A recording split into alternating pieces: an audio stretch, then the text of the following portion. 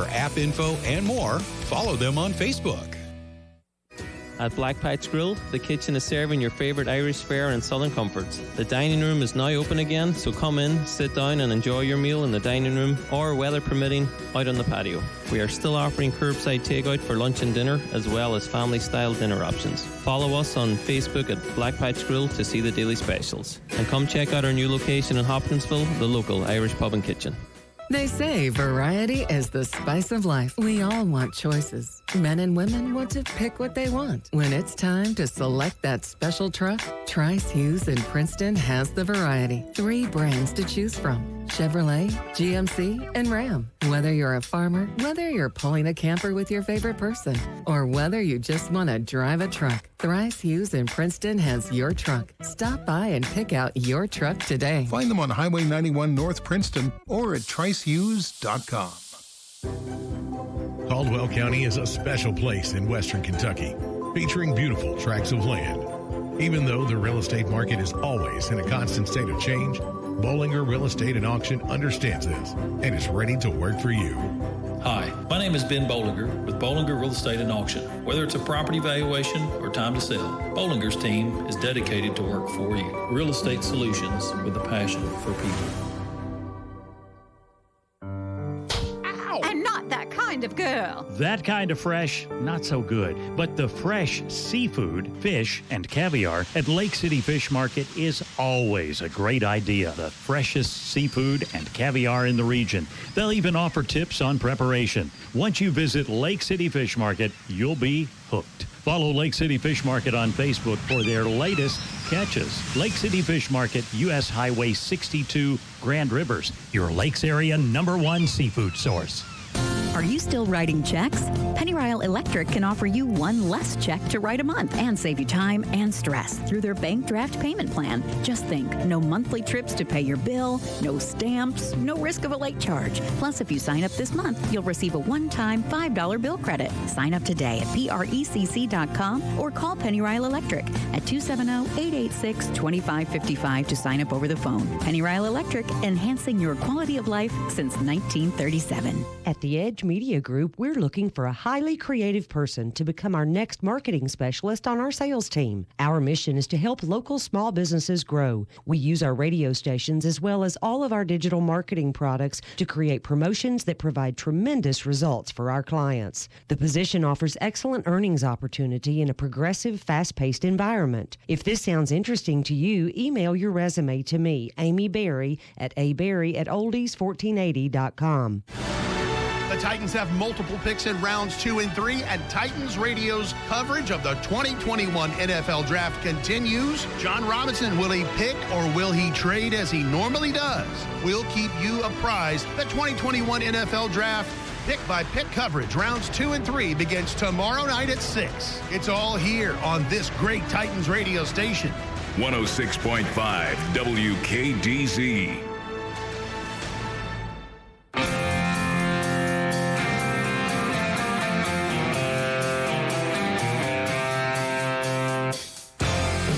It's time for your SportsEdge.com Sideline Report with Todd Griffin. Talking sports and more here on 1580, 103.3 WPKY and worldwide at WPKYonline.com. Here's your host, Todd Griffin. Good morning, everyone. The Sideline Report is on the air from 1035 West Main Street in Princeton. Todd Griffin in the WPKY studios this morning, and we've got a busy show lined up for you. First of all, we'll be talking Murray State Racer Sports with the guys from Murray here in just a little bit. Also, a little bit later on the show, Misty Porter from Caldwell County Youth Incorporated. She's the league director for Youth Incorporated. She'll be in the studios with us, and season's about to start for the youngsters, so we'll have a lot to talk about there as well as we get the show going today. Again, Murray State guys with us and Misty Porter on the show today.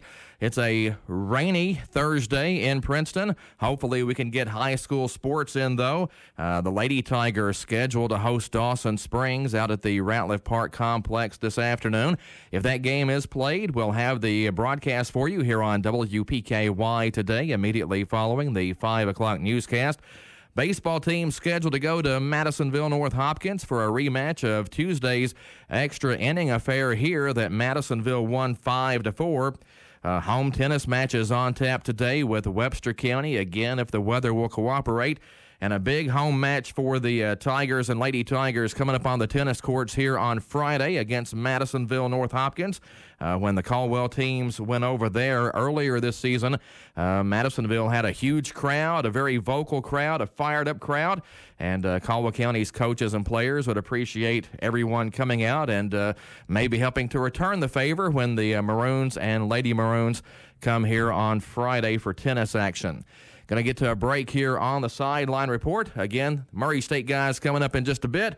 Misty Porter from Caldwell County Youth Incorporated will be joining us a little bit later on the show as we continue here on 1580, 103.3 WPKY. Goodwin Insurance Agency and Woodall Agency have great news. Effective January 1st, they have joined forces to provide even more options for all your insurance needs. Together, they provide the best prices and coverage from top-rated insurance companies and insure all lines of insurance. See Tori Hammett or Fred Foltz or go to insurewithgoodwin.com for more information. Don't pay too much for your insurance. Let them shop for you and save today.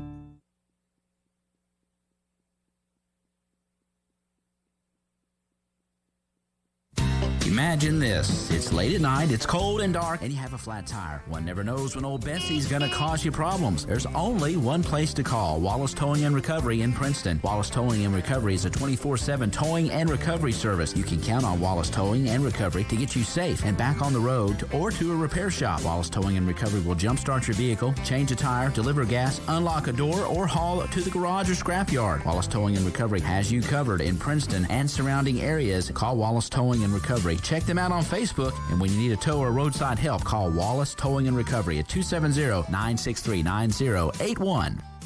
Are you struggling to afford health care or medications? Let Health First help you. Whether you are insured, uninsured, or underinsured, you will still be cared for at Health First Community Health Center. We offer financial and prescription assistance to all those that qualify, which is based on income and household size. Contact our office at 1-877-667-7017 for more information, or visit our website, healthfirstchc.net. Same-day appointments and walk-ins are welcome. At Health First, your health is our first concern. The number of cyclists killed every year is on the rise. This needs to be a reality check for motorists and cyclists alike. Here's Jimmy Lancaster, owner of Bikes and More, with a Cycling Safety Minute. People on bicycles have the same rights and responsibilities as people behind the wheel of a vehicle. It is important for motorists to yield to bicyclists as you would to other drivers, and do not underestimate their speed. This will help avoid turning in front of a bicyclist traveling on the road or sidewalk, often at an intersection or driveway. Drivers turning right on red should look to the right and behind to avoid hitting a bicyclist approaching from the right rear. Stop completely and look left, and behind before turning right on red. Give cyclists room. Minimum of 3 feet is the law in Kentucky, and pass cyclists as you would any other vehicle. This Cycling Safety Minute was brought to you by Bikes and More, WKDZ 106.5, WHVO 96.5 and 100.9, and WPKY 103.3. Goodwin Insurance Agency and Woodall Agency have great news. Effective January 1st, they have joined forces to provide even more options for all your insurance needs. Together, they provide the best prices and coverage from top-rated insurance companies and insure all lines of insurance. See Tori Hammett or Fred Foltz, or go to insurewithgoodwin.com for more information. Don't pay too much for your insurance. Let them shop for you and save today.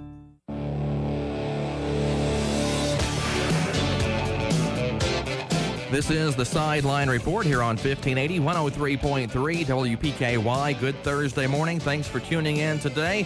As I said earlier, we're going to start the day talking Murray State University sports with Murray State University Associate AD for Media Relations, Dave Winder. Dave, good morning. Thanks for coming on the show today. Hey, Todd. Hope you're doing well, and great to speak with you again. A little rainy in Princeton this morning. Hopefully we're going to get some sports in this afternoon, but just kind of a rainy day in town, and hopefully the weather will move on and we can have some sports action this afternoon.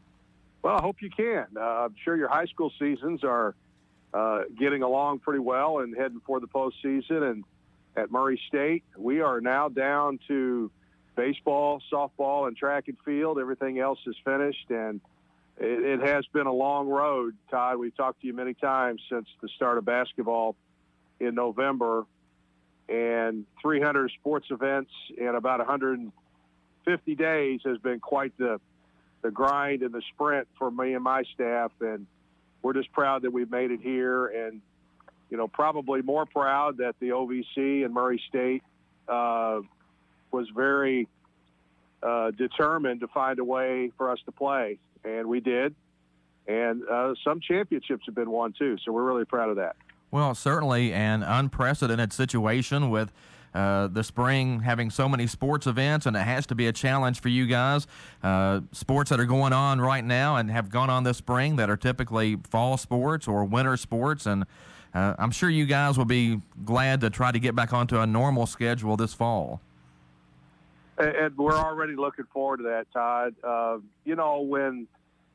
When everything's being played in a condensed period of time, you can imagine the scheduling conflicts that could have happened.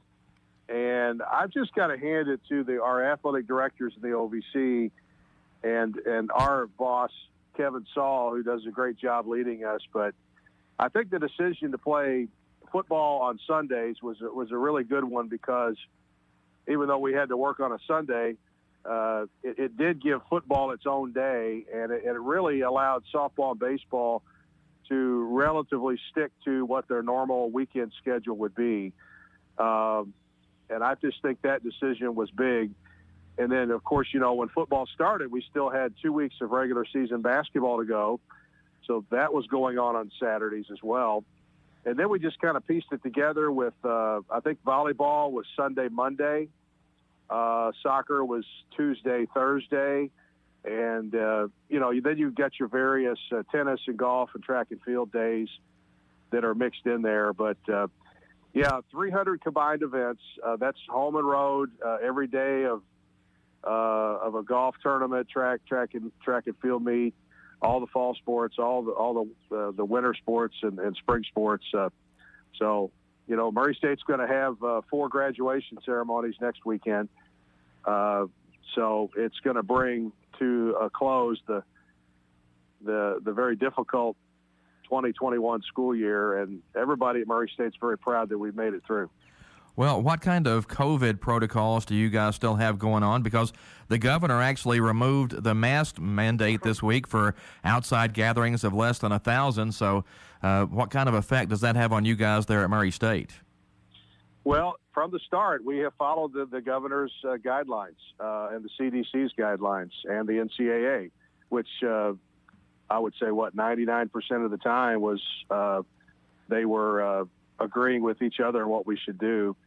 So, our football ticket sales have really jumped here. And if folks want to get in on that and that great optimism we came out of the spring here with, Dean Hood was coach of the year. We went 5-0 to start. We lost on a last-second field goal at Austin Peay, and then battled the champion, the big dog, Jacksonville State, to a 2-touchdown game. If people want to get in on that, they certainly can. And we're looking forward to a football season in the fall that's going to have a lot of people in the stands. I hope it's wide open and we can put as many as we want in Stewart Stadium. Yeah, a pretty quick turnaround, actually, from one football season to the next. Unfortunate you guys didn't make the playoffs, but is there any way to know just exactly how close you guys were to making that playoff field? Yeah, we do know. We were the second team out, so that's how close we were to getting in. I had a bad feeling when, we had the ball with about 8 minutes to go in Clarksville, and we had our chance to, run the clock down, get a few first downs, get into field goal range, and break a tie and win the game with a field goal. And we went 3 and out, and we gave it back to Austin Peay, I think with about 6 minutes to go. And then they converted on 3 third and long plays. And they did a great job of, getting that clock down. They kicked the field goal to beat us. I had a bad feeling when that when that happened because I knew the chances of beating Jacksonville State were going to be slim because they're a very, very good team. I mean, gosh, Jacksonville State went 4 years without losing an OVC game. I mean, you know, we're not the only ones that have trouble with them. But we battled them, and, 5-2, there was a case to be made for us to get in, and there was. But, ultimately, I think SIU maybe was considered from a stronger conference. They got in, and they won their first game last week. So I think SIU was one of the teams that got in besides us. Well, I'm anticipating this fall having at least 3 former Caldwell County Tigers on the football team there. Quarterback Joby Jaggers has been in the program. Mitchell Harrelson's a long snapper, and wide receiver Oliver Parker becomes eligible for you guys this fall. It's going to be fun to see those guys develop in our program. The whole culture that Dean Hood is developing at Murray State is what he calls is producing authentic men, and that means on the football field, off the football field, academically and spiritually. So they're just doing a great job. Those guys love to play for Coach Hood, and Todd, you've heard corny or silly slogans or mottos that teams draw upon every once in a while. The St. Louis Cardinals had a great one a few years ago where it said, "Red means go." Oh yeah, I remember that. That's always been one of my favorite. Or it said, "Welcome to baseball heaven."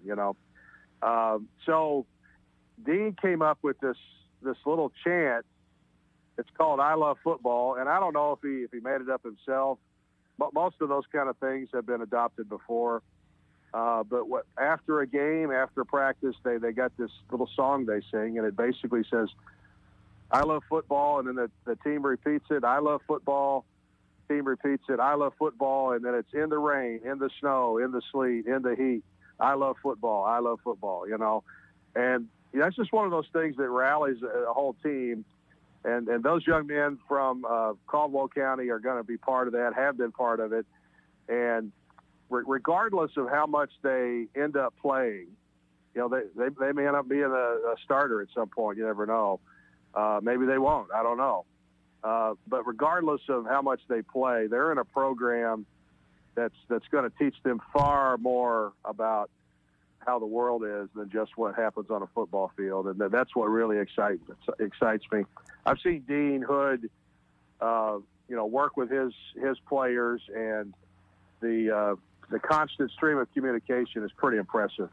When you think about it, it's like a small company, really. You got 100 players, about 20 coaches, and the organization is really impressive with what Dean's put together. And then he's surrounded himself with a tremendous staff because it's where the rubber meets the road with your position coaches, right? I mean, those are the guys that those players are with the most. And then you got your head coach who's kind of over all of them. So we're excited about the 2021 season. Excuse me. We're going to open up September 2nd at home against Mississippi Valley State. And then I think we go to Cincinnati and Bowling Green for a couple of guaranteed money games. And then after that, it's back home. In what's going to look a little strange because with Eastern Kentucky and Jacksonville State leaving the OVC, everybody was losing two games. And being this late, it was impossible for everyone in the OVC to find 2 replacement games.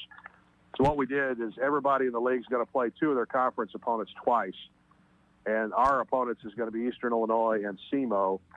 So when we play them for the first time early in the season, those are not going to be conference games. And then when we play them later on, those will be the conference games that count. We're talking this morning with Dave Winder from Murray State University. And, Dave, that was one thing I was going to bring up. The 2 schools will be leaving the OVC. What is the conference plan to maybe eventually replace those schools? Well, the plan was launched as soon as it was confirmed that Eastern Kentucky and Jacksonville State were leaving. And I've got no ill feelings toward them. both schools have to do what they think's best for their university, and they're doing that. And it wasn't that long ago, Murray State was kind of talking with the Missouri Valley about joining, maybe 4 or 5 years ago. So, I'm going to miss, especially Eastern Kentucky, Todd, because they're one of the original founding members of the Ohio Valley Conference in 1948.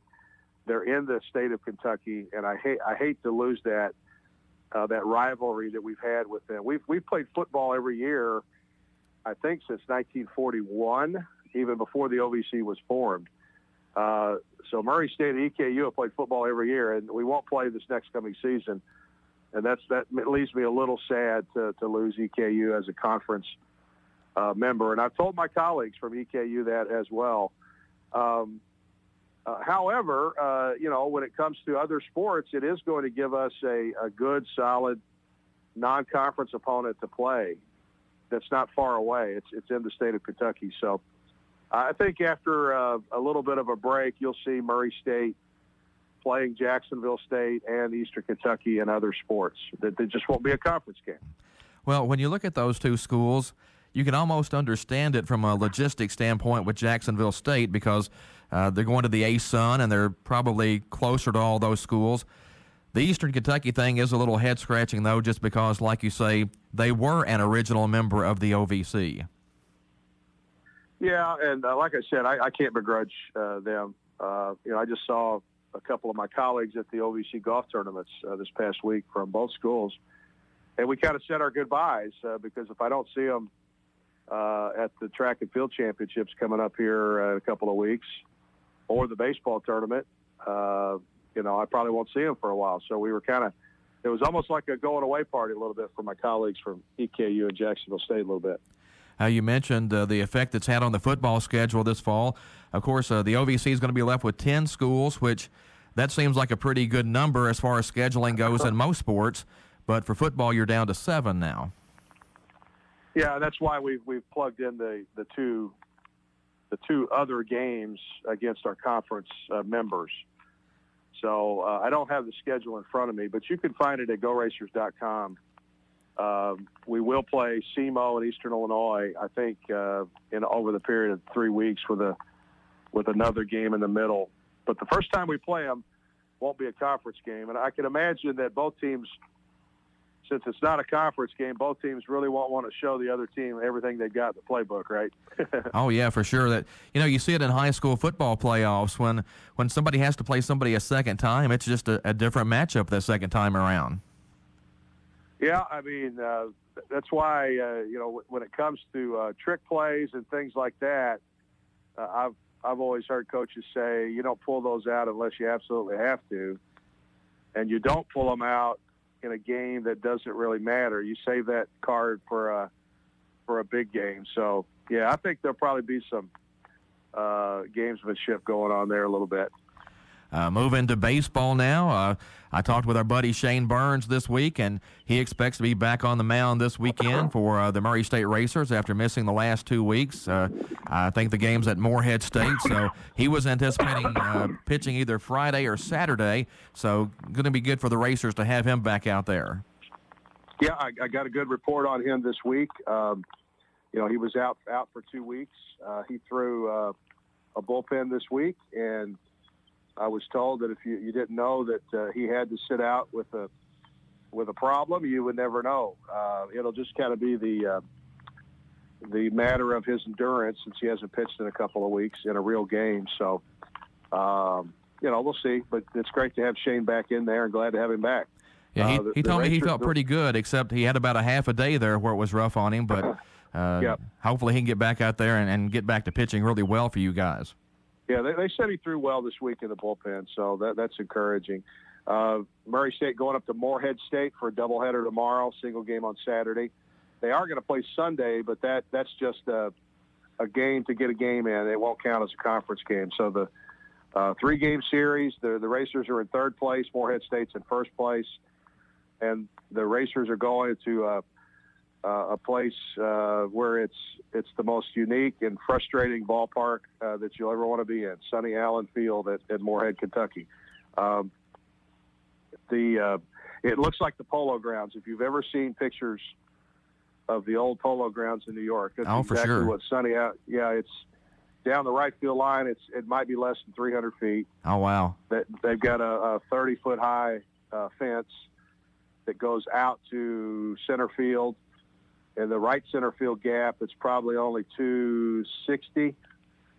And then once you get all the way out to center field, then it's ridiculously long out that way.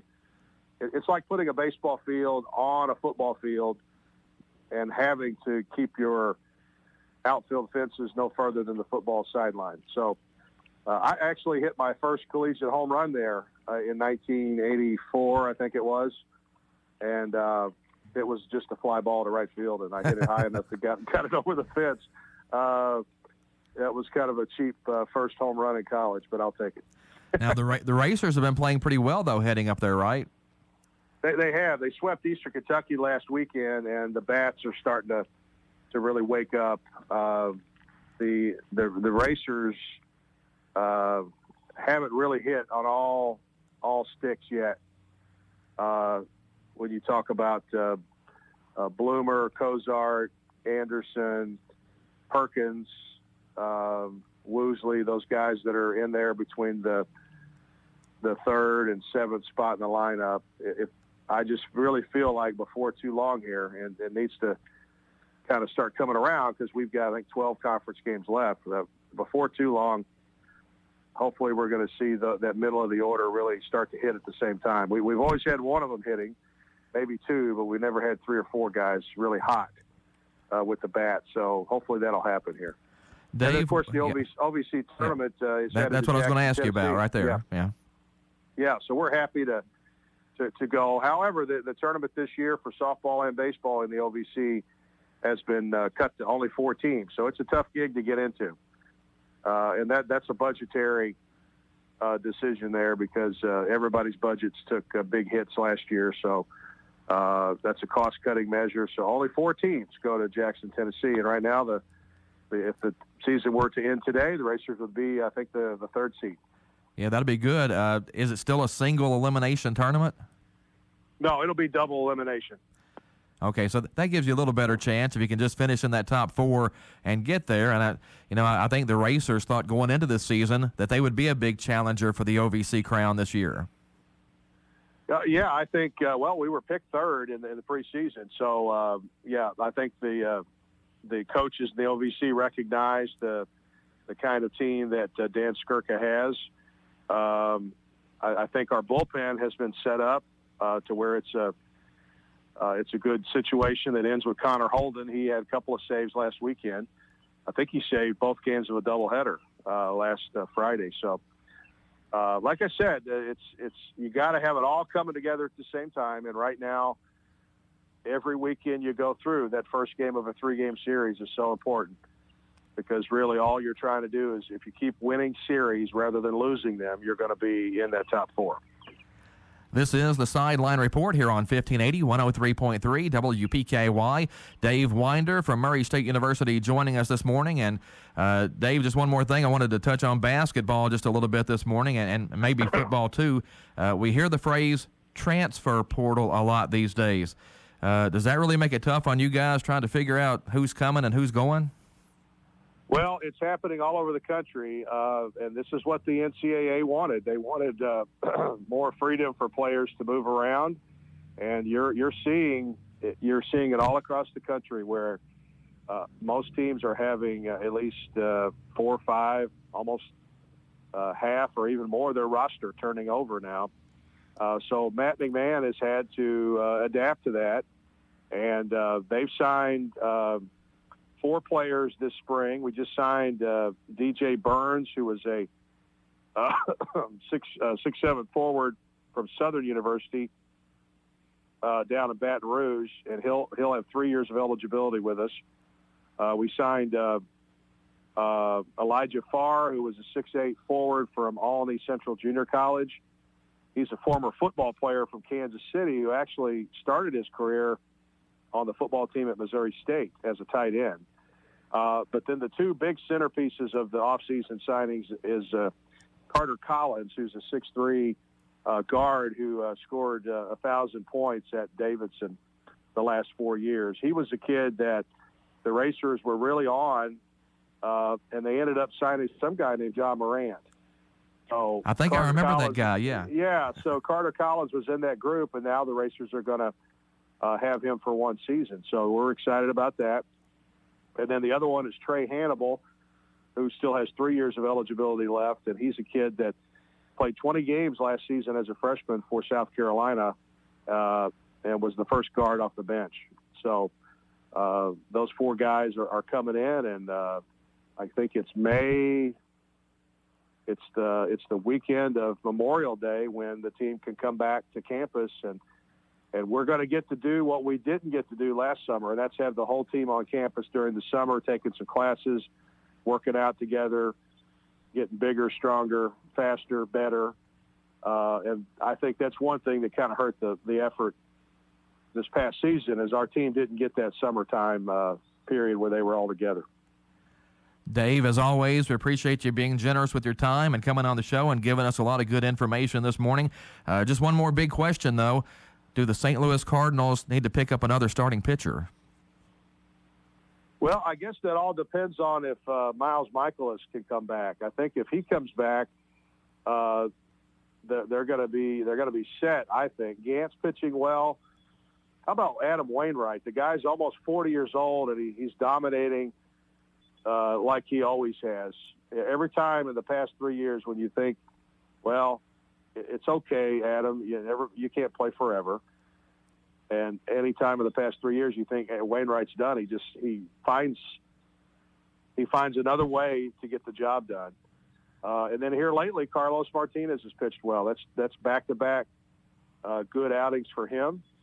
And and Flaherty seems to be coming around too right now. So I would hold off on another starting pitcher until after the All-Star break to see what they've got. Well, go Cardinals and go Racers. All right. Thanks, Todd. You have a great day. Thanks, Dave. You too. Appreciate it. That's Dave Winder from Murray State University. He's the Associate AD for Media Relations there. Need to get to a timeout here on the Sideline Report. Misty Porter from Caldwell County Youth Incorporated will be joining us next, so stay tuned here on 1580 103.3 WPKY. Your WPKY Weather Edge Weather Center forecast is brought to you by Brentley Furniture. From the Weather Edge Weather Center, 100% chance of rain and thunderstorms today. Some could produce heavy rainfall. Today's high 72 degrees. Chance of showers, thunderstorms tapering off tonight. Overnight low dropping back to 51 degrees. Sunshine for Friday and Saturday. Friday's high 73. Saturday's high up to 78 degrees. What's our forecast for today? 100% chance of rain and thunderstorms. Heavy rainfall is possible. Today's high near 72. Currently, we're at 69 degrees, mostly fair skies around the area. They say variety is the spice of life. We all want choices. Men and women want to pick what they want. When it's time to select that special truck, Trice Hughes in Princeton has the variety. 3 brands to choose from: Chevrolet, GMC, and Ram. Whether you're a farmer, whether you're pulling a camper with your favorite person, or whether you just want to drive a truck, Thrice Hughes in Princeton has your truck. Stop by and pick out your truck today. Find them on Highway 91 North Princeton or at tricehughes.com. Life is filled with moments. Moments we share with those we love, worry about, and strive to protect the most. At Woodman Life, we provide life insurance and retirement products to help protect you and your family so that you can enjoy all the moments to come. This is Josh Ray, your local Woodman Life agent. Come see us at 1009 West Main Street or give us a call at 365-6111. Certain eligibility and age restrictions apply. Woodman of the World Life Insurance Society, Omaha, Nebraska. This is the Sideline Report here at 1580 103.3 WPKY. Thanks for tuning in this morning. Have gotten word that all Caldwell County high school sports for this afternoon have been called off because of the weather. Not a big surprise, but always a bit of a letdown when you hear that the games have been called, but no Caldwell County games today. So if you're planning on going to a Caldwell County baseball or softball game or tennis match, those have been canceled. This is the Sideline Report on 1580 103.3 WPKY. We are joined now by Misty Porter from Caldwell County Youth Incorporated. And Misty, right now the weather's not conducive to baseball and softball, but it's a busy time for you guys. Oh, yes. Busy is not really the word for it. It's a little bit of chaotic, but we are getting it taken care of. So.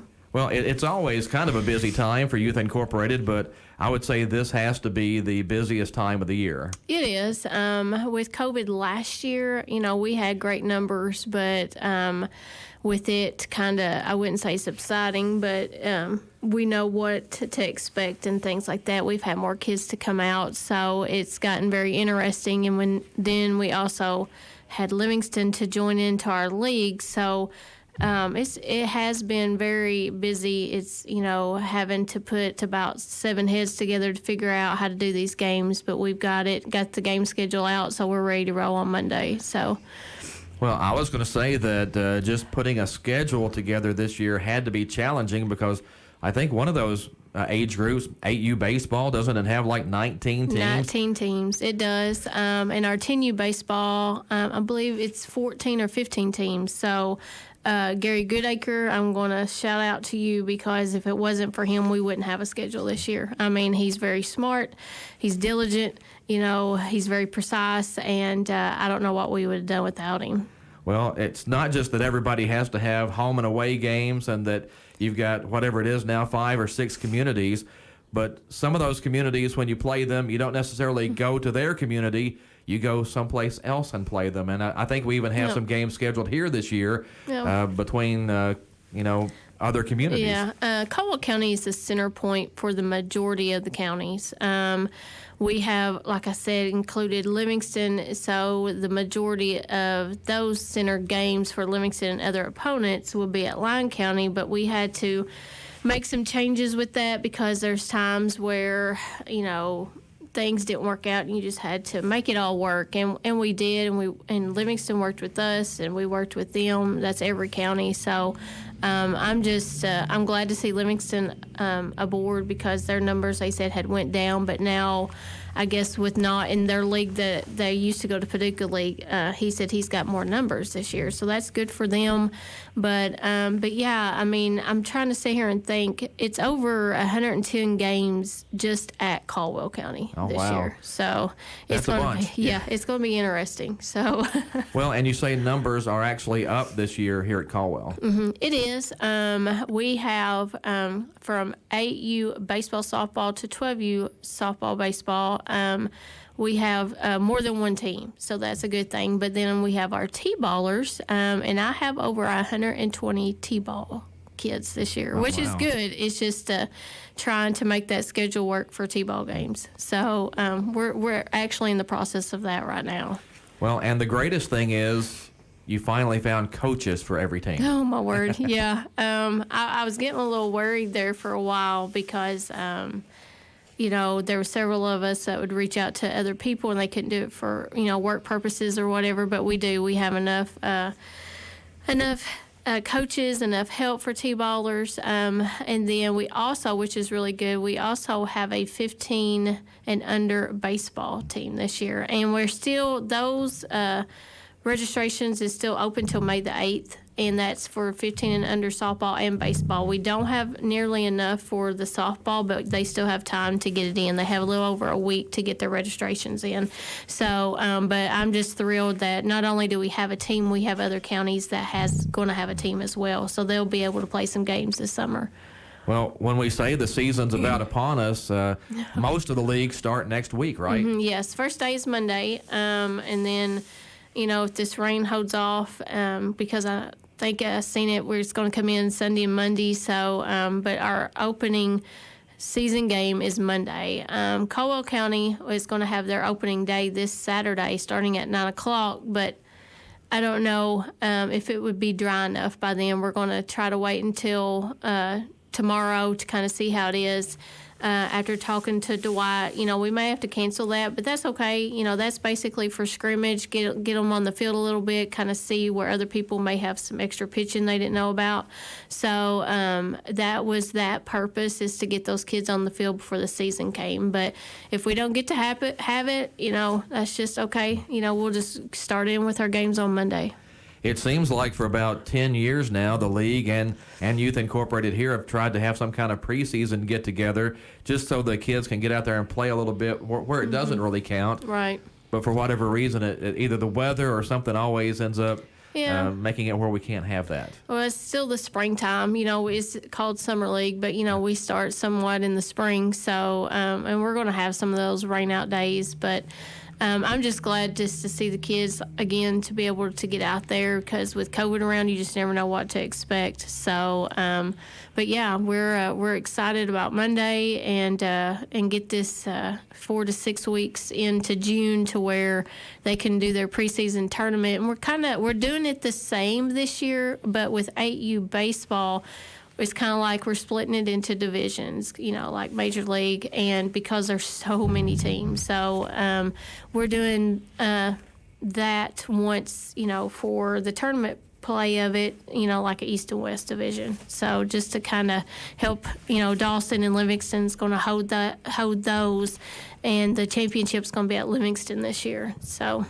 Are there any new rules or anything as far as the league goes that people need to be made aware of this year? No. The only thing we had a discrepancy in baseball as far as the pitch count, but we made that change pretty quick. We caught that actually last year, and with it being midseason, of course, you can't change anything, but we got that fixed this year, and it's just the day of rest, basically. And that's really pretty much it. Everything else is the same.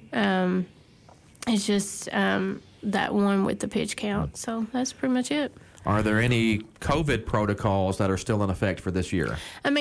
We, as far as a league and Youth Incorporated, we still want to, just remind parents, safely distance yourself if you're not in your own family. If you want to wear a mask, that's totally up to you and, your family as well. If you want to have your child to wear a mask, that as well is up to the parents. But everything else, we still have, the hand sanitizer out there at the park.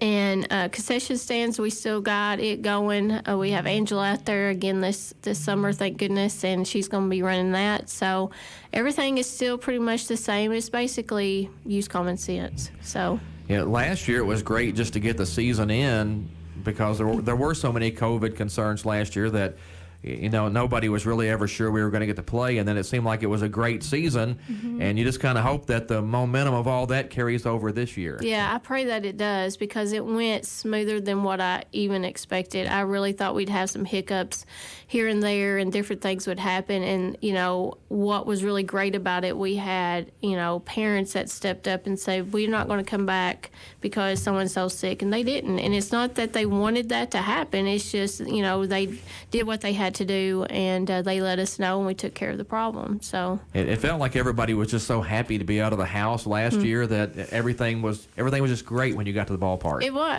It was, and people got to see other people, and you noticed, the ones that didn't really want to be around a large crowd, they would go to the outfield and watch from the outfield. So everybody made it work for themselves and for the others. So. Last season, the season did get started late and then had to end late. With getting going on time this year, does that kind of open things back up for the end-of-year tournaments and maybe all-star tournaments afterward? It does. The bad thing is it's a good thing and a bad thing. The high school is getting to have their season, but it's prolonged another week or two due to, districts and stuff like that. So that's leaving one field that we can't use a lot regularly for our softball girls, but they're still going to get to play. We're going to fix them on another field. And as far as tournament play, we have the end of the season tournament. It's the week of June the 14th. So, and we are all, as a league, have decided we're going to start pretty much on a Monday. And so that would give them time to get their all-star teams together. Caldwell will have a boys and girls all-star team or all-star tournament the week of the 4th, July 4th, and we're going to flip-flop. Trig is going to have their girls the same time we're going to have our boys, and then vice versa. So, and we're going to get those done pretty early, so if any other all-star team wanted to venture out to other places, they can. And then I also know there's several travel teams still that they want to go somewhere on the weekends. So, but yeah, that's what we got. We're talking this morning with Misty Porter from Caldwell County Youth Incorporated. Need to get to a break here on the show, but we'll be back with more of the Sideline Report after this on 1580 103.3 WPKY. Your WPKY Weather Edge Weather Center forecast is brought to you by Bella Marie Boutique. From the Weather Edge Weather Center, 100% chance of rain and thunderstorms today. Some could produce heavy rainfall. Today's high 72 degrees. Chance of showers, thunderstorms tapering off tonight. Overnight low dropping back to 51 degrees. Sunshine for Friday and Saturday. Friday's high 73. Saturday's high up to 78 degrees. What's our forecast for today? 100% chance of rain and thunderstorms. Heavy rainfall is possible. Today's high near 72. Currently, we're at 69 degrees, mostly fair skies around the area. Need cash fast? ABC Finance is open with social distancing implementations in place. They believe it's more important now than ever to get a handle on your finances. Hi, this is Jody Lamb at the Princeton ABC Finance location. And this is Todd Morse at the Hopkinsville location. At ABC Finance, we don't just provide loans, but we also provide valuable advice to help you get your credit in better standing. Our friendly team of professionals has your best interest in mind. We celebrate with you when your finances improve. We encourage you to like our Facebook page, ABC Finance Company. Many of those useful tips are posted daily on our page, including tons of community info and motivation for the day. To view social distancing guidelines and safety measures, like and follow ABC Finance Company on Facebook. ABC Finance is located off Fort Campbell Boulevard in Hopkinsville next to O'Charlie's. Then Princeton and the Princeton Plaza. Apply for loans online or simply give them a call. They'll take your application over the phone. ABC Finance. All loans subject to normal credit approval. This is the Sideline Report on 1580 103.3 WPKY. Thanks for joining us this morning. Talking now with Misty Porter from Caldwell County Youth Incorporated. Do want to remind you first, though, that Caldwell County's ball games today have been canceled. All of the games, baseball, softball, and tennis, Caldwell County sporting events off for today because of the weather. Misty, getting back to the Youth Incorporated discussion, has everyone kind of been notified now who the coach of their kids' team is and what team they're on and practices and all of those things? Of course, our 8U, 10U, 12U, they have been practicing for a couple of weeks now. Our T-ball teams, as I try to tell many of the parents, if you haven't got a call yet or had a text, by Saturday, if you don't have, if they didn't leave you a message or a text or anything like that, get a hold of me, Facebook. There's my numbers also on our Facebook too.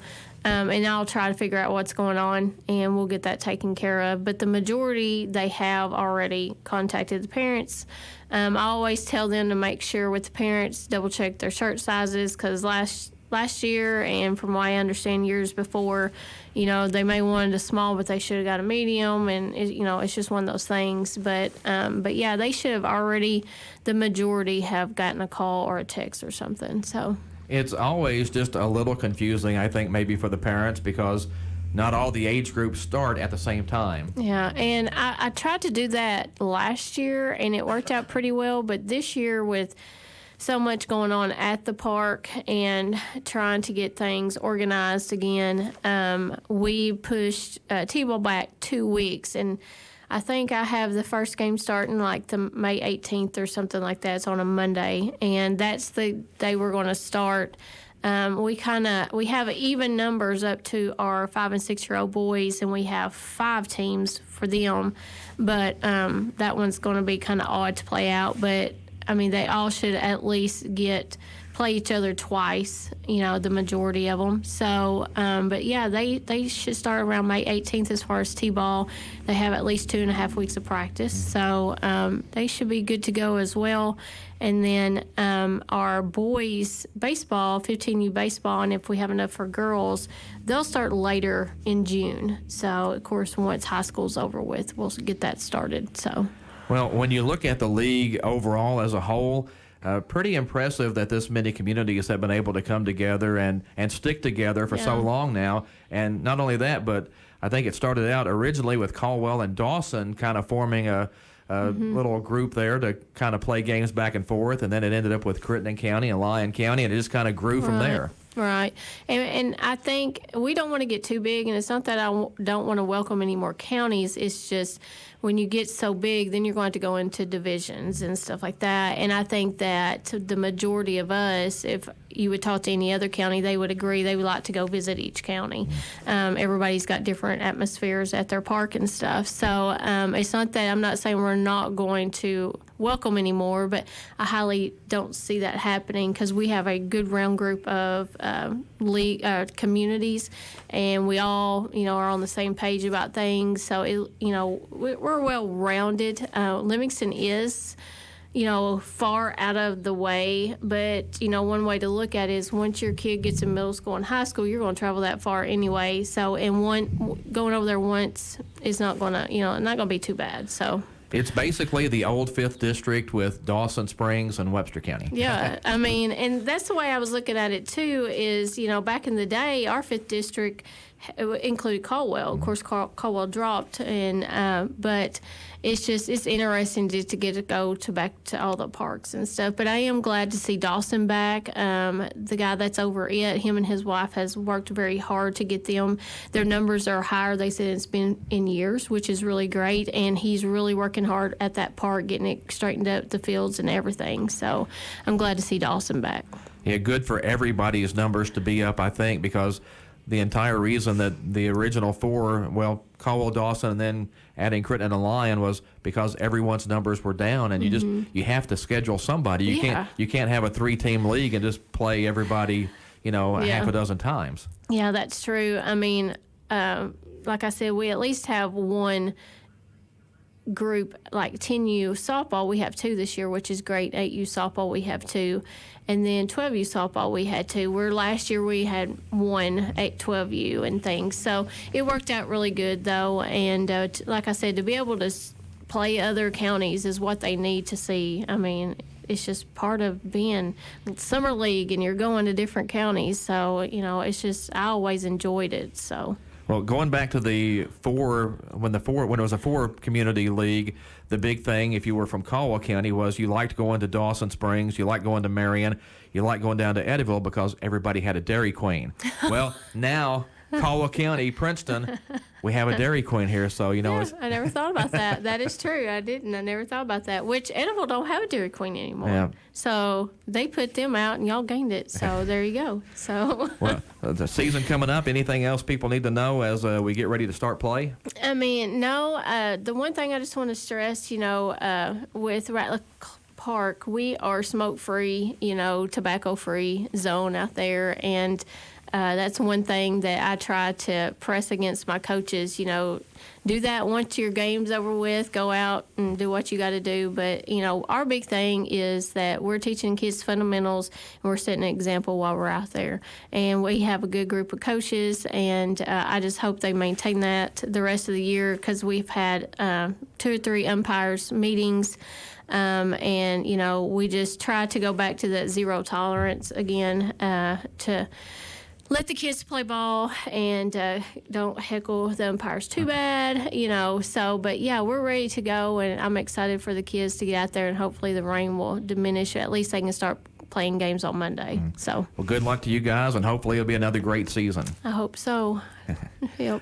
That's Misty Porter from Caldwell County Youth Incorporated. That's going to wrap up the Sideline Report for this Thursday. Do want to remind you one more time, though, that the Caldwell County games today have been canceled because of the weather. That's Caldwell County baseball, softball, and tennis. So no activities going on today sports-wise for Caldwell County High School. Thanks to Dave Winder earlier for joining us from Murray State University this morning. This is Todd Griffin. You've been listening to the Sideline Report here on 1580, 103.3 WPKY. WPKY, Princeton. Fox News, I'm Lillian Wu. Stocks on Wall Street surging at the open after some key reports out this morning, including jobless claims. A number of out-of-work Americans asking for first-time help last week, hitting a pandemic low. 553,000 versus an estimate of 549,000. First quarter GDP is out. It is better than expected at 6.4% versus an estimate of 6.1%. Fox's Maria Bartiromo, the quarter's economic expansion, one of the best since 2003. And attorneys for the January 6th riot suspects will be heading to the scenes of the crimes. In a court filing, Assistant U.S. Attorney Emery Cole instructed the lawyers not